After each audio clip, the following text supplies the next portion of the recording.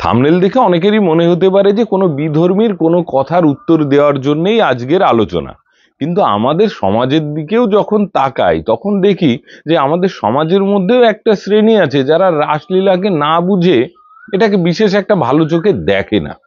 আবার একটা বিরাট অংশ, যেটাই বেশিরভাগটা, তারা এই রাসলীলাকে পবিত্র মনে করেন। কিন্তু তাদের সঙ্গে যখন কথা বলা যায় বা তাদের মুখের আলোচনা যখন শোনা যায়, তখন দেখা যায় যে তারাও এই রাসলীলাকে স্ত্রী পুরুষের মিলনের মতো করেই আলোচনা করেন বা সেই রকমেরই ভাবেন।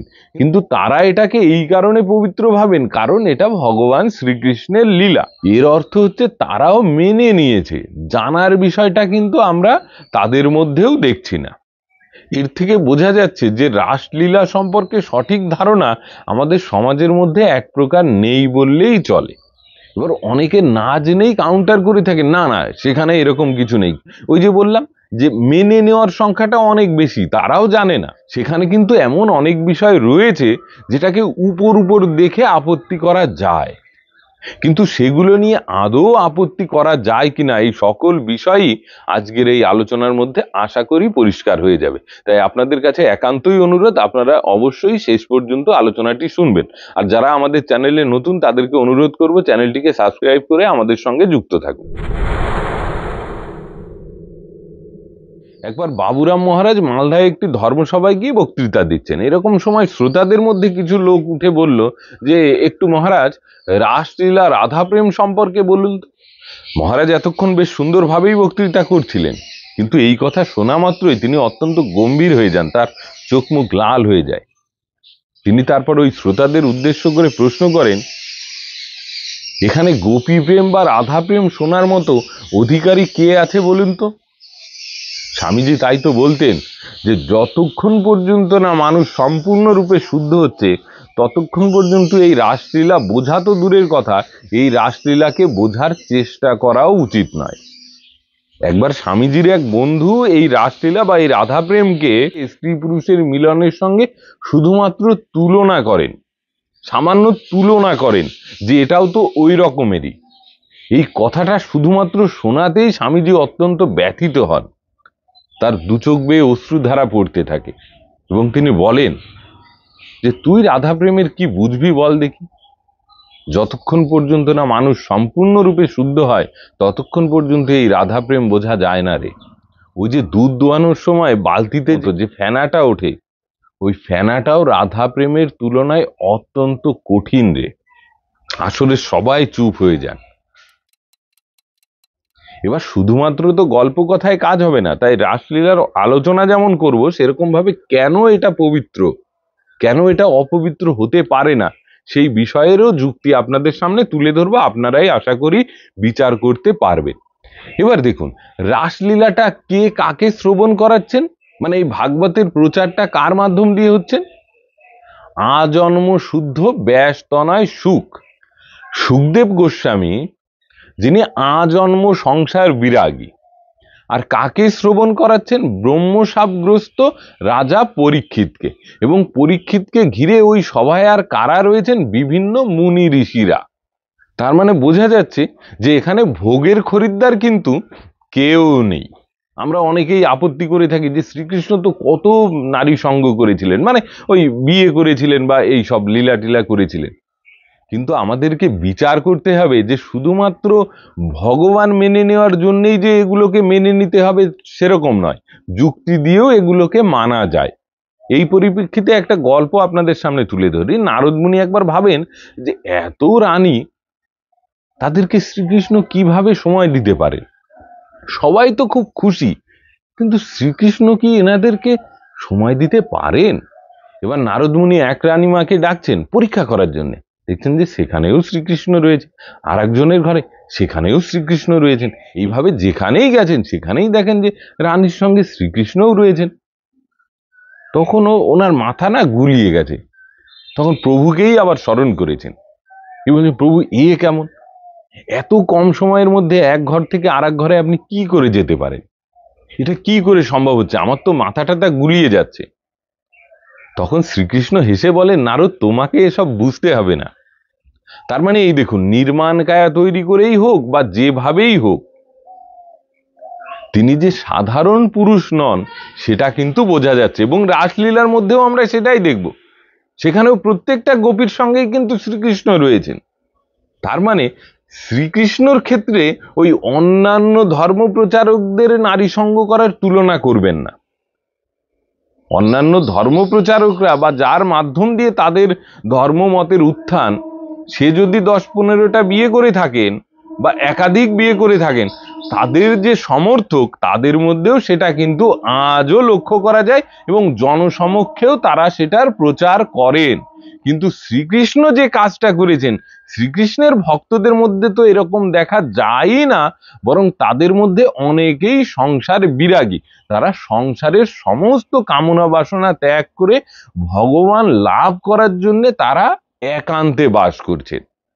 এমনকি চৈতন্যদেব, যাকে শ্রীকৃষ্ণের অবতার বলা হয়, যে রাধাকৃষ্ণের মিলিত তনু এবার গৌরাঙ্গ সুন্দর, সেই গৌরাঙ্গ সুন্দর যখন সন্ন্যাস নিয়ে চৈতন্যদেব হলেন, তার জীবনটা আপনারা দেখুন। তিনি নারী মুখ দর্শন পর্যন্ত করতেন না। শ্রীকৃষ্ণ সম্পর্কে যে ভুল ধারণা করা হয় সেটাই যদি সত্যি হতো, তাহলে আমাদের যারা হিন্দু ধর্মের প্রচারক, তাদের মধ্যে কি সেটা দেখতে পাচ্ছেন? তারা তো তাকে মানে, তাহলে তারাও কি সেরকম জীবনযাপন করতেন না? বরং তার উল্টোটা দেখা যায়। বেশিরভাগ ধর্ম প্রচারকরাই আমাদের সন্ন্যাসী, সংসার বিরাগী, এবং কিছু মানুষ যারা সংসারে থেকে প্রচার করছেন, এবং কিছু মানুষ যাদের মধ্যে এরকম অবাধে নারী সঙ্গের বিষয়টা লক্ষ্য করা গেছে, তারা অনেকেই দেখবেন জেলে রয়েছে। এর থেকে বোঝা যায় যে শ্রীকৃষ্ণের ওই বিষয়টা আলাদাভাবে বিচার করার প্রয়োজন আছে। তাই তো সারদা মায়ের মন্ত্রশিষ্য স্বামী প্রেমেশানন্দজি এক জায়গায় বলছেন, একটা 11 বছরের বালক গোয়ালিনীদের সঙ্গে যে কি করতে পারে, এই সরল কথাটি কৃষ্ণ ভক্তের মাথায় কিছুতেই ঢোকে না। আকণ্ঠ কামরস পান করে বেটারা উন্মত্ত হয়ে আছে। একেবারে যারা শ্রদ্ধালু নয় তাদেরকে ক্রিটিসাইজ করা বা তাদেরকে আঘাত করা আমাদের সাধু সন্তের মধ্যে দেখা যায় না। কারণ আমাদের এই যে ধর্ম, হিন্দু ধর্ম বলুন, সনাতন ধর্ম বলুন, বৈদিক ধর্ম বলুন, যাই বলুন, এই ধর্মে অশ্রদ্ধালু বা অবিশ্বাসীদেরকে অতটাও গুরুত্ব দেওয়া হয় না। আমাদের সাধু সন্তের সরল কথা, যে ঈশ্বরের কৃপা হলে তিনিও এক সময় ঠিকই বুঝবেন। যে কারণে এই আঘাতটা স্বামী প্রেমেশানন্দজি ভক্তদের উদ্দেশ্যে করেছেন, যারা শ্রীকৃষ্ণকে মানেন তাদেরকে করেছেন। অন্যদেরকে কিন্তু তিনি এ সম্পর্কে কিছু বলেননি।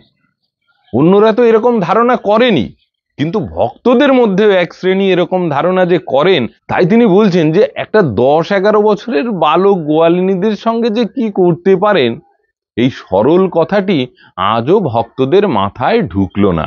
তারা আকণ্ঠ কামরস পান করে উন্মত্ত হয়ে আছে। ওই যে আমি প্রথমেই বলেছিলাম যে যারা শ্রীকৃষ্ণকে মানেন তাদের মধ্যেও এই নিয়ে ভুল ধারণা রয়েছে, তারা এটাকে মেনে নেন। আমি প্র্যাকটিক্যালি এরকম অনেকের কথা শুনেছি, সামনে বসে শুনেছি। তাই বলছি, নিছকই মানে একটা কাল্পনিক কিছু ভেবে সেটার উদ্দেশ্যে এসব আলোচনা করছি না।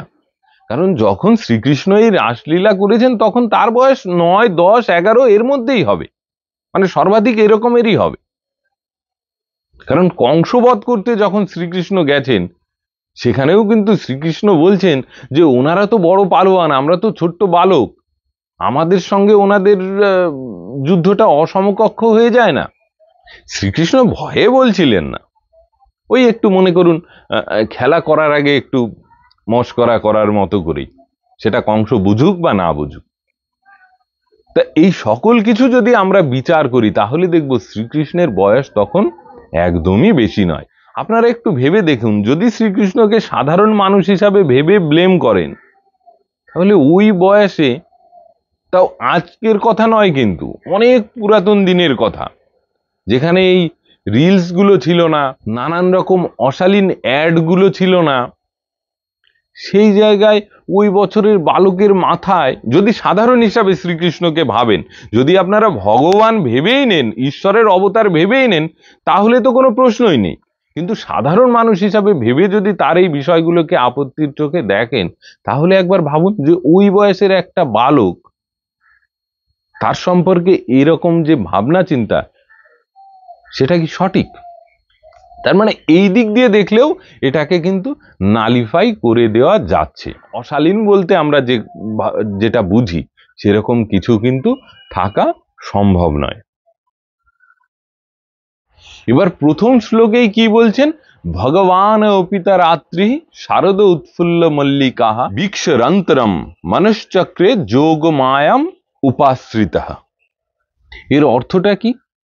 শ্রী ভগবান ষড় ঐশ্বর্যপূর্ণ হয়েও তিনি মল্লিকা প্রভৃতি শারদীয় কুসুমে সুশোভিত এই রাত্রি সমাগত দেখে নিজের অচিন্ত শক্তি যোগমায়াকে আশ্রয় করে গোপীদের সাথে বিহার করতে ইচ্ছা করলেন। এবার ভগবানের অর্থ কি? ভগবান অর্থ হচ্ছে তিনি ষড় ঐশ্বর্যপূর্ণ, এই 6টা গুণ যার মধ্যে থাকে, ঐশ্বর্য, বীর্য, যশ, শ্রী, জ্ঞান ও বৈরাগ্য। বৈরাগ্য একটা বিষয়, তাহলে হয় শ্রীকৃষ্ণ ভগবান নন, আর যদি ভগবান হন তার মধ্যে বৈরাগ্য থাকবে। আর বৈরাগী অথচ কামুক, আর ভগবান মানে শুধু বৈরাগী নন। ভগবান যাদেরকে বলা হয় এই 6টা গুণ তাদের মধ্যে পূর্ণ মাত্রায় প্রকাশিত থাকে। তো শ্রীকৃষ্ণ এইভাবে গোপীদের সঙ্গে বিহার করা বা রাস করার ইচ্ছা করলেন। তারপরেই তিনি গোপীদের উদ্দেশ্য করে বাঁশি বাজালেন। তার এই বংশীধ্বনি শুনে যে গোপীদের কানে এই বংশীধ্বনি গেল, তারা বুঝতে পারলেন যে শ্রীকৃষ্ণ তাদেরকে ডাকছে। এবার গোপীদের মধ্যে দুদল। একটি দল, তারা বিভিন্ন কাজকর্মে ব্যস্ত ছিলেন, সংসারের নানান কর্তব্যকর্ম করছিলেন, তাই তারা শ্রীকৃষ্ণের কাছে যেতে না পেরে ওখানে শ্রীকৃষ্ণের ধ্যানে তন্ময় হয়ে গেলেন।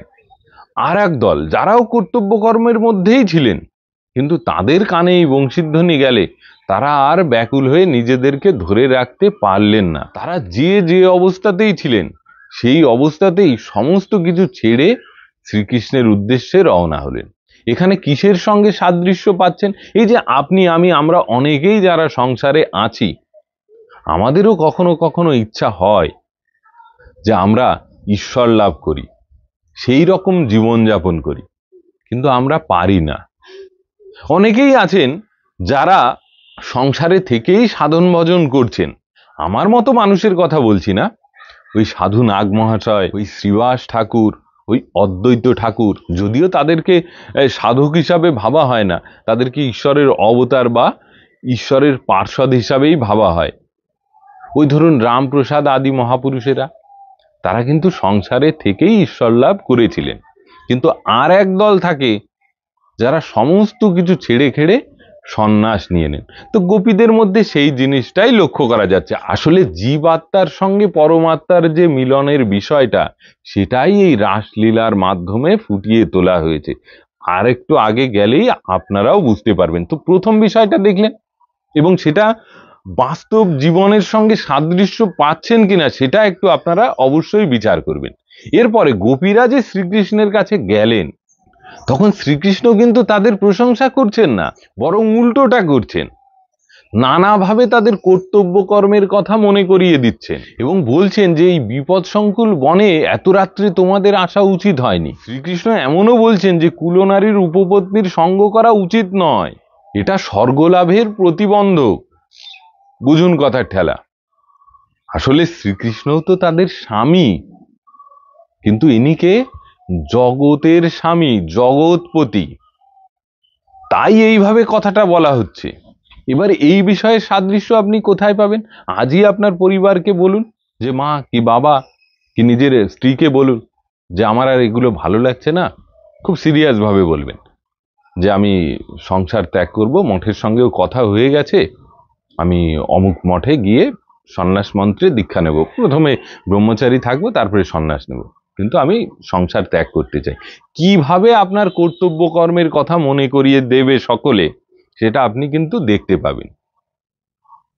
মোটামুটি সকলের ক্ষেত্রে এটাই হয়। চৈতন্যদেব যখন সন্ন্যাস নেন, যখন কাটোয়াতে গেছেন, কাটোয়াবাসী রীতিমতো রোদন করছেন। তার গুরুদেবের কাছে সকলে করজোরে বলছেন যে এই অন্যায় আপনি করবেন না, এই অন্যায় আপনি করবেন না। এর মাত্র এই 20-25 বছর বয়স, সবেমাত্র বিয়ে করেছে, একটা সন্তানের মুখও দেখেনি, বাড়িতে বৃদ্ধা মা রয়েছেন, একে কোনোভাবেই সন্ন্যাস দেবেন না। আপনি জানেন মধু নাপিত তার মুন্ডন করার পরে তিনি ওই মুন্ডন কার্য ছেড়ে দেন, এতটা দুঃখ পান।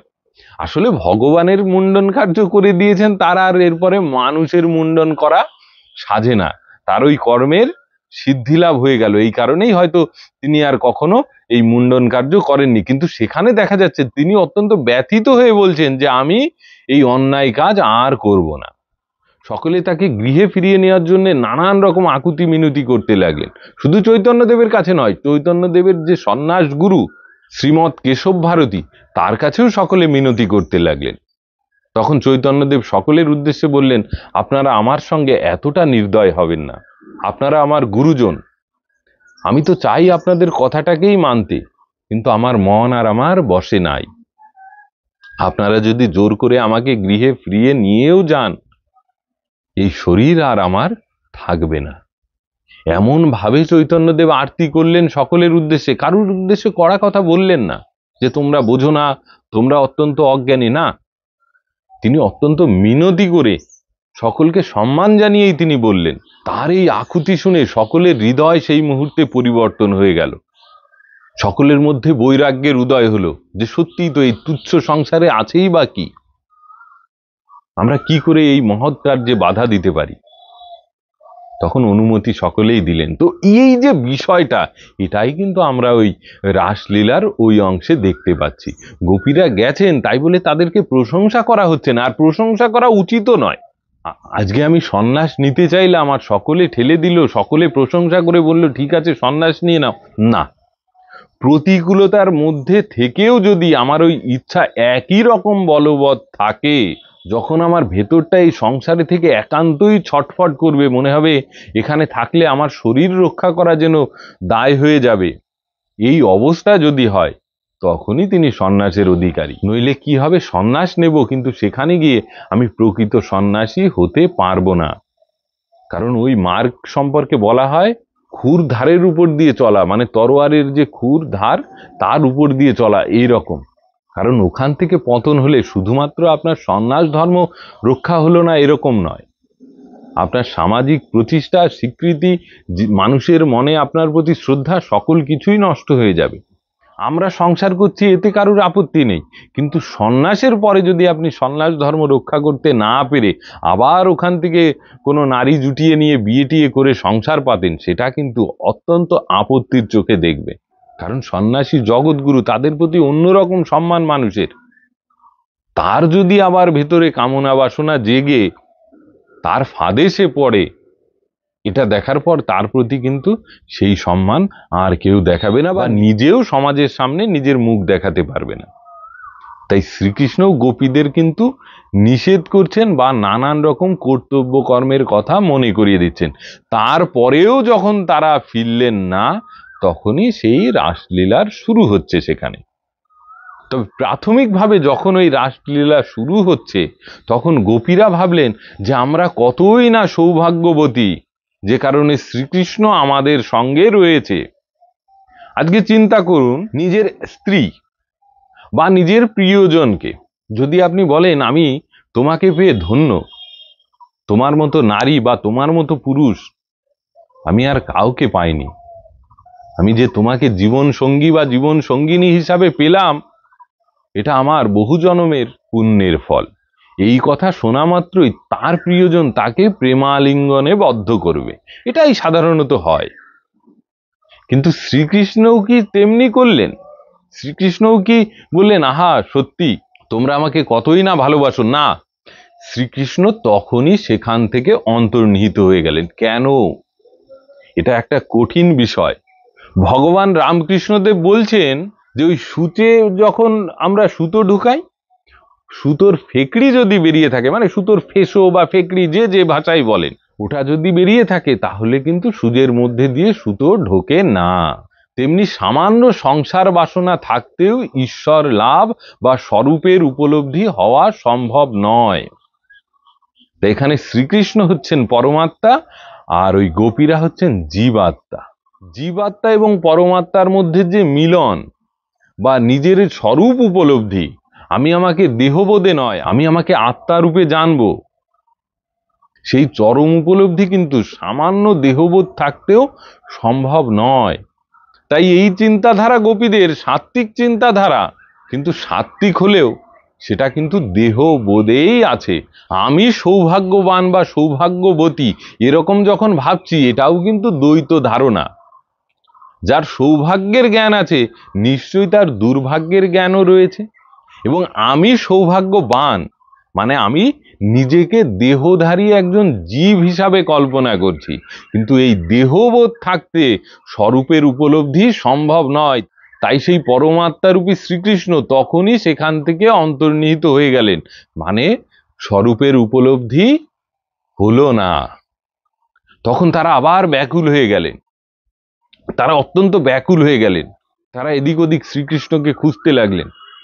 তারা বৃক্ষ, লতা, গুল্ম যাকে দেখছেন তাদের কাছেই তারা প্রশ্ন করছেন, তোমরা কি কৃষ্ণকে দেখেছো?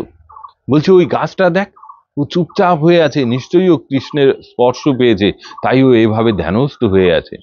এরকম নানান কথা বলছেন। এইভাবে তারা রাধারানীর কাছে গেলেন, যদিও রাধা কথাটা উল্লেখ নেই, সেই রাধারানীর কাছে গেলেন। সেখানে যখন গেলেন তার অবস্থাও দেখলেন সেই একই রকম। তিনিও ভাবছিলেন যে শ্রীকৃষ্ণ সকলকে ছেড়ে আমার কাছে এসেছেন, আমি কতই না সৌভাগ্যবতী। যেই এরূপ ভাবনা, অমনি শ্রীকৃষ্ণ তাকে প্রেমালিঙ্গন তো দিলেনই না, তিনিও কৃষ্ণহারা হলেন, মানে স্বরূপের জ্ঞান হলো না। তাই তো স্বামীজি বলছেন যে একমাত্র এই গোপী প্রেমের মধ্যেই সগুণ এবং নির্গুণ ঈশ্বরের সামঞ্জস্য বিধান করা হয়েছে।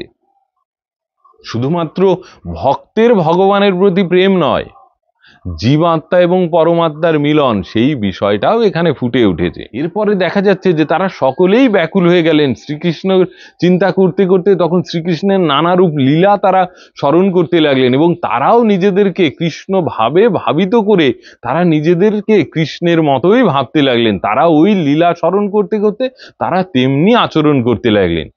এক গোপী পুতনা রাক্ষসীর মতো স্তনপান করাতে যাচ্ছেন শ্রীকৃষ্ণকে, আর এক গোপী শ্রীকৃষ্ণ রূপে সেই স্তনপান করছেন।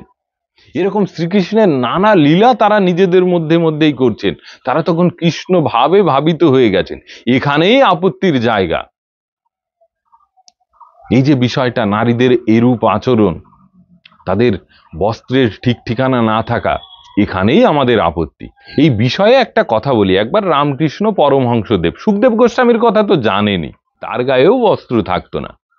তিনি যখন যমুনার তীর দিয়ে হেঁটে যাচ্ছেন, গোপীরা যে যেমন ছিল সেই অবস্থাতেই তাকে প্রণাম জানাচ্ছেন।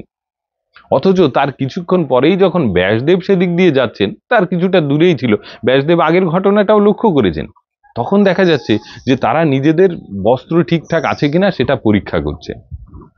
মানে যেরকম পরপুরুষের উপস্থিতিতে নারীরা যে আচরণটা করে থাকেন। তখন ব্যাসদেব তাদের কাছে গিয়ে জিজ্ঞাসা করলেন যে, আমি বৃদ্ধ মানুষ, কৃষ্ণকায় চেহারা, আমাকে দেখে তোমরা লজ্জা পাচ্ছ, অথচ আমার পুত্র সুখদেব, সে যখন এদিক দিয়ে দিগম্বর বেশে চলে গেল, তখন তোমাদের অন্যরকম আচরণ লক্ষ্য করলাম।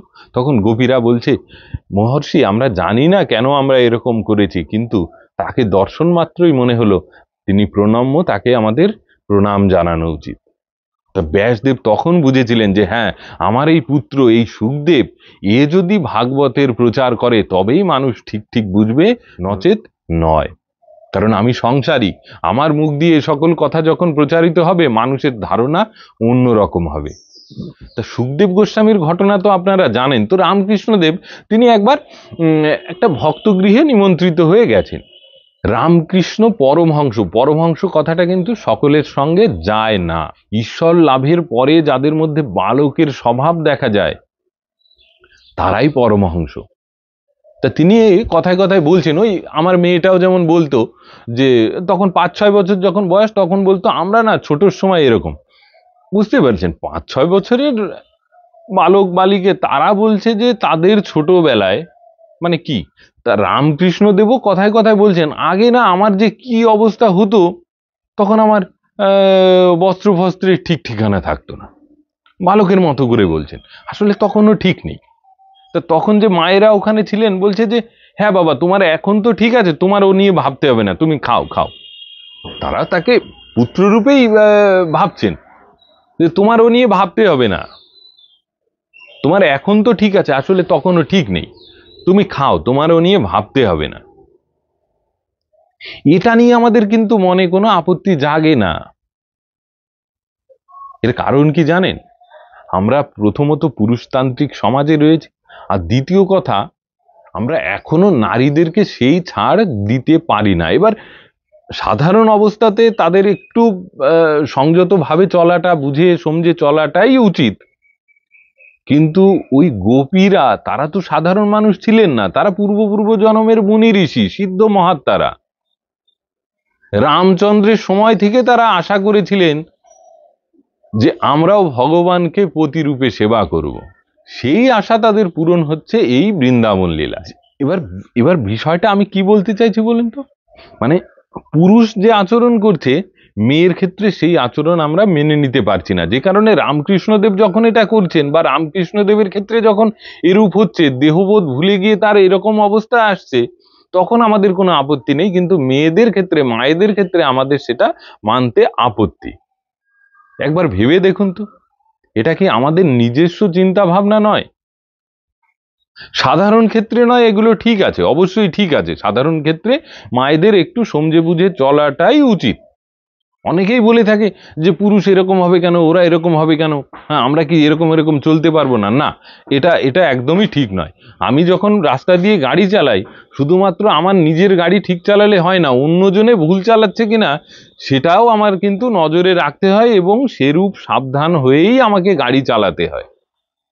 তদ্রূপ আমাদের পুরুষ বলুন বা স্ত্রী বলুন, তাদেরকেও এইরকম সমঝে বুঝেই সেই অনুসারে চলতে হয়। সবাই ভালো মানুষ হয়ে যাবে আর আমি যেমন খুশি তেমন চললেও যাতে কোনো ক্রিটিসাইজ হয় না, এরূপ আশা করাটা নির্বুদ্ধিতা ছাড়া কিছুই নয়। আমাদের সকলেরই নিজের যে ডিগনিটি বা মর্যাদাবোধ, সেটা রক্ষা করে সেই রকম ভাবে চলাই শ্রেয়।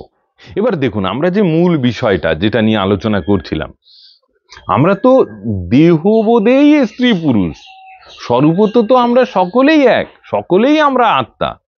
তা যার দেহবোধই নেই, দেহবোধ লোপ পেয়েছে, সেই ক্ষেত্রে সেই মানুষ যে সচেতনতার সঙ্গে এরূপ আচরণ করবেন, বা নিজের সামাজিক ভাবে যে চলাফেরা সেটা তখন সে সে পালন করবেন, এটা কিন্তু আমরা আশা করতে পারি না। তারা কোনো সাধারণ ব্যক্তি নন। আমি দেহবোধে আছি, আমার দেহ সর্বস্ব চিন্তা ভাবনা বলেই এই চিন্তা ভাবনা দিয়ে সেটাকে বুঝতে পারছি না, এটা আমার অক্ষমতা। তাদের অবস্থায় গিয়ে কি আচরণ হওয়া সম্ভব সেটা আমাদের বুঝতে হবে। নিজের জীবনেও যদি আমরা একটু সাধন ভজন করি, তবেই এই বিষয়গুলো একটু হলেও ধারণা করতে পারবো, নচেত নয়। এই দেহ সর্বস্ব কাম কাঞ্চনের বেড়াজালে আবদ্ধ আমাদের মন, সেই মন এগুলো বুঝতে অক্ষম। তাই গোপীদের সেই সময়কার যে অবস্থা, সেই অবস্থাটা যদি আমরা বিভিন্ন মহাপুরুষদের জীবন চরিতের নিরিখে বিচার করি, তাহলে কিন্তু আমরা বুঝবো যে না, এর মধ্যে অশালীনতা একদমই নেই, বরং ওটা অত্যন্ত পবিত্র একটি লীলা। সুখদেব গোস্বামীও জানতেন যে এটা নিয়ে মানুষের ভুল ধারণা হবে, তাই তিনি বলে দিচ্ছেন যে বালক যেরূপ তার ছায়ার সঙ্গে খেলা করে, তদ্রূপ শ্রীকৃষ্ণও এই গোপীদের সঙ্গে আজ লীলা করছেন। এই বিষয়গুলো দিয়ে আশা করি পরিষ্কার হয় যে এখানে অশালীনতার নামগন্ধ নেই, যৌনতার নামগন্ধ নেই। আপনি আমি কি ভুল বুঝবো, স্বয়ং কামদেব সেও তো ভেবেছিলেন যে তার এখানে বিরাট একটা রোল প্লে করার আছে, নারী পুরুষ যেখানে, সেখানে কামদেবের রোল থাকবে না। কিন্তু এই শ্রীকৃষ্ণের এই লীলায় মদন স্বয়ং মোহিত হয়ে গেলেন, তাই তো শ্রীকৃষ্ণের আর এক নাম মদন মোহন। কামদেবের মনেও অহংকার ছিল, ভগবান শিব তাকে ভস্ম করেছিলেন, কিন্তু তারপরেও তার মনে অহংকার সম্পূর্ণরূপে যায়নি। তিনি ভাবছিলেন যে তিনি তো নিশ্চয়ই আমার দ্বারা প্রভাবিত হয়েছিলেন, যদিও সেরকম নয়, তাও ভাবছেন, একটা তার ভাবনার জায়গা থাকে যে তিনি নিশ্চয়ই আমার দ্বারা প্রভাবিত হয়েছিলেন, নইলে আমাকে কি কারণে ভস্ম করলেন। তাই এবার আবার এই শ্রীকৃষ্ণের কাছে তিনি রোল প্লে করতে গেছেন, কিন্তু তিনি এখানে গিয়ে মোহিত হয়ে গেলেন। শ্রীকৃষ্ণ ভস্ম করলেন না, তাকে মোহিত করে দিলেন। তাই শ্রীকৃষ্ণের আর এক নাম কি? মদন মোহন। এরপরে গোপীরা সকলে মিলে শ্রীকৃষ্ণকে খুঁজতে লাগলেন, যে আমরা এবার চলো শ্রীকৃষ্ণকে খুঁজে বের করি, মানে আমি ঈশ্বর লাভ করব, আমি ভগবানের দর্শন করব। তো সেইভাবে তারা খুঁজতে লাগলেন বনের মধ্যে, কিন্তু শ্রীকৃষ্ণকে কোথায় তারা পাচ্ছেন না। এরপরে তাদের মনে চিন্তার উদ্বেগ হলো যে শ্রীকৃষ্ণের পদ্মের মতো নরম যে চরণ যুগল, যেটাকে আমরা অত্যন্ত সাবধানের সঙ্গে আমাদের হৃদয়ে ধারণ করি, আর এইভাবে শ্রীকৃষ্ণ যদি এই বনের মধ্যে খালি পায়ে ঘুরে বেড়াতে থাকে, তাহলে তিনি কতই না ব্যথা পাবেন। এই কথা ভেবে তারা বলল, চল এইভাবে আর কাজ নেই, চল আমরা যমুনার তীরে বসে তার নাম গুণগান করি।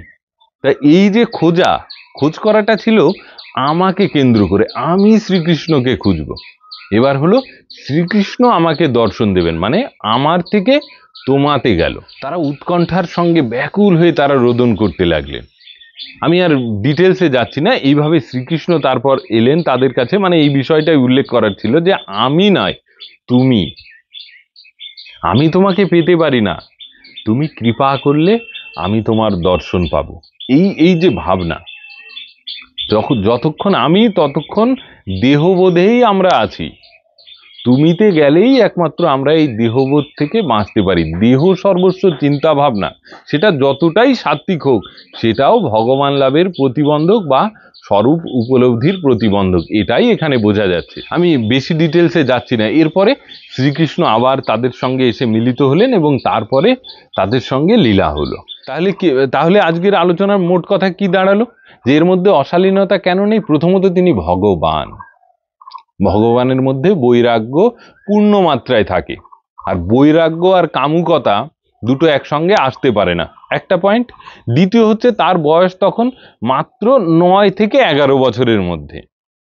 এই বয়সের একটা বালক গোয়ালিনীদের সঙ্গে কি করতে পারে, এই সহজ ধারণাটা যদি আমরা একটু করি, তাহলেও বুঝবো যে এখানে অশালীনতা থাকতে পারে না। দুই, আর একটা কি, যদি শ্রীকৃষ্ণের মধ্যে অশালীনতা থাকতো বা তিনি সেটাকে প্রমোট করতেন, তাহলে কৃষ্ণ ভক্ত বা আমাদের হিন্দু ধর্মের যারা প্রচারক, তাদের মধ্যেও সেই জিনিসটা লক্ষ্য করা যেত। কিন্তু সেটা লক্ষ্য করা তো যায় না, বরং উল্টোটা, তারা অনেক ক্ষেত্রেই এই কামকাঞ্চনময় এই জগৎকে ত্যাগ করে তারা সন্ন্যাস নিয়ে একাকিত্ব জীবনযাপন করেন, এবং সেখানে এই অবাধে নারী সঙ্গ করাটা অত্যন্ত গর্হিত এবং নিন্দনীয়।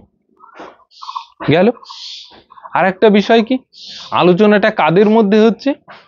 আজন্ম শুদ্ধ ব্যাসতনয় সুখদেব, তিনি শোনাচ্ছেন ব্রহ্মশাপগ্রস্ত রাজা পরীক্ষিতকে, এবং তাদেরকে ঘিরে রয়েছে বিভিন্ন মুনি ঋষিরা। তাই এখানে কোনো অশালীনতা বা নোংরামি আছে এরকম যদি হতো, এই আলোচনা শোনার খরিদ্দার ওনারা কিন্তু নন। এটা একটা পয়েন্ট। আর একটা বললাম, এটা হচ্ছে জীবাত্মার সঙ্গে পরমাত্মার মিলনের বিষয়টাই রাসলীলার মাধ্যমে ফুটিয়ে তোলা। নইলে আমরা যখন নিজেদের প্রিয়জনকে বলি যে তোমাকে পেয়ে আমি কি ধন্য, তোমাকে জীবন সঙ্গিনী হিসাবে, তখন আমরা প্রেমালিঙ্গন পাই। কিন্তু এক্ষেত্রে যখন তারা সৌভাগ্যবতী ভাবছেন, তখন তারা কৃষ্ণহারা হচ্ছেন। এটা একটা বড় পয়েন্ট, যেটার উপর বিচার করলেই আমরা এটাকে বুঝতে পারবো। গেল। আর হচ্ছে কি, যে ওখানে কিছুটা অংশ যেটা মনে হচ্ছে যে এখানে তো অশালীন ব্যাপার স্যাপার, এরকম আচরণ করা গোপীদের ঠিক নয়, সেক্ষেত্রে বলবো যে আমরা দেহবোধে আবদ্ধ আছি বলেই আমাদের এরূপ মনে হচ্ছে। দেহের ঊর্ধ্বে স্বরূপ বোধে গেলে সেখানে স্ত্রী পুরুষের কোনো ভেদ নেই। আর ওই যে গোপীরা, তারা ছিলেন পূর্ব জন্মের মুনি ঋষি, সিদ্ধ মহাত্মা। তাই তাদেরকে যদি আমরা নিজের স্তরে নামিয়ে এনে বিচার করি, সেটা কিন্তু সঠিক বিচার করা হবে না। আমাদেরকে তাদের স্তরে গিয়ে বিচার করতে হবে। তারা কোনো সাধারণ নারী পুরুষ নন, তারা সংসারে থেকে অশালীন আচরণ করছেন না, তারা একটা বিশেষ সময়ে বিশেষ অবস্থায় এসেই এরূপ আচরণ করছেন। এবং সেই অবস্থাটা কি, সেটা যদি আমরা বিচার করি, তাহলে বুঝতে পারবো যে আমরা এটাকে যে অশালীন মনে করছি, এটার আরেকটা কারণ হচ্ছে আমাদের মধ্যে পবিত্রতার অভাব। আমরা সম্পূর্ণরূপে নিজেদেরকে পবিত্র করতে পারিনি। আর শেষে একটাই কথা বলি, যে যদি এই রাসলীলা অপবিত্র হতো, তাহলে এই রাসলীলাকে স্বয়ং স্বামী বিবেকানন্দ তিনি ভগবদ গীতার থেকেও ঊর্ধ্বে স্থান দিতেন না। তিনি কি বলছেন? বলছেন এই গোপী প্রেমের কাছে দর্শন শাস্ত্র চূড়ামণি, গীতাও হার মানে। স্বামী বিবেকানন্দ বলছেন, বলছে আগে নিজেদেরকে পবিত্র করো দেখি, তারপরে এই গোপী প্রেমকে বুঝতে আসবে। যতক্ষণ পর্যন্ত তোমার হৃদয় সম্পূর্ণরূপে পবিত্র হচ্ছে, ততক্ষণ পর্যন্ত তুমি এটা বুঝবে তো নাই, বোঝার চেষ্টাও করা উচিত নয়। যতটা সম্ভব আপনাদের সামনে তুলে ধরার চেষ্টা করলাম, এবার আপনারা এর উপর বিচার করবেন। আমি একটা ক্ষুদ্র জীব হিসাবে সামান্য প্রয়াস করলাম মাত্র। জানি আপনাদের মনে হয়তো আরো অনেক প্রশ্ন আছে, অনেক জিজ্ঞাসা আছে। আমি আমার অক্ষমতা স্বীকার করেই বলছি, আপনারা কমেন্ট সেকশনে লিখবেন, আমি যথাসম্ভব উত্তর দেওয়ার চেষ্টা করব। আমি যে সব কিছু আপনাদের পরিষ্কার করতে পারবো সেটা আমি বলছি না। আপনাদের তারপরে দরকার হলে আপনার বিভিন্ন সাধু সন্ন্যাসীর কাছে গিয়ে জেনে নেবেন। তো আলোচনা আর বাড়ালাম না, সকলে ভালো থাকবেন, নমস্কার। জয় শ্রীকৃষ্ণ, জয় শ্রীরাম, জয় শ্রীরামকৃষ্ণ।